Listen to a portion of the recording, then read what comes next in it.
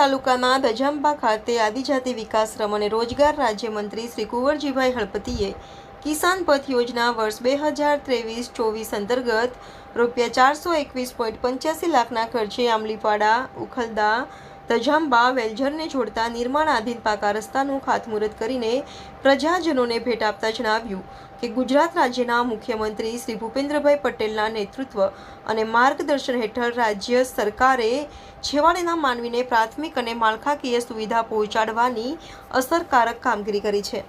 રાજ્ય સરકારે હર હંમેશ પ્રજાની ચિંતા કરી છે. મંત્રી શ્રી હળપતિએ ઉમેર્યું કે ગરીબ મધ્યમ વર્ગીય કુટુંબ, યુવાનો, મહિલાઓ તેમજ ખેડૂતોની સુખાકારી અને સમૃદ્ધિ માટે ચૂંટાયેલા જનપ્રતિનિધિઓની ભૂમિકા ખૂબ જ મહત્વની હોય છે. વધુમાં મંત્રીશ્રીએ પ્રજાના પ્રશ્નોને વાચા આપવા તેમજ નાગરિકોને વધુમાં વધુ બહેતર સુવિધા ઉપલબ્ધ કરાવવાની સુદૃઢ પ્રતિબદ્ધતા દાખવી હતી. ઉલ્લેખનીય છે કે નવીન પાકો રસ્તો તૈયાર થયા બાદ અંદાજિત 24,000 જેટલા ગ્રામજનોને આ રસ્તાનો લાભ મળશે.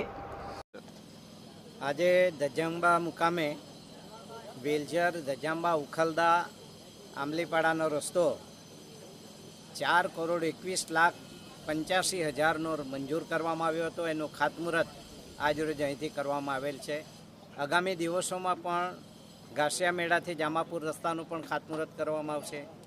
ચીખલી બેસરોડથી વાજરડાનું ખાતમુહૂર્ત કરવામાં આવશે.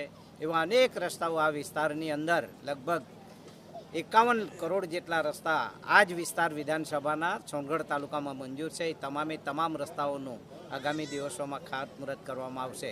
આજે અહીં તમે બધાએ જોયું છે તો સારી એવી મોટી સંખ્યામાં લોકો ઉપસ્થિત રહ્યા.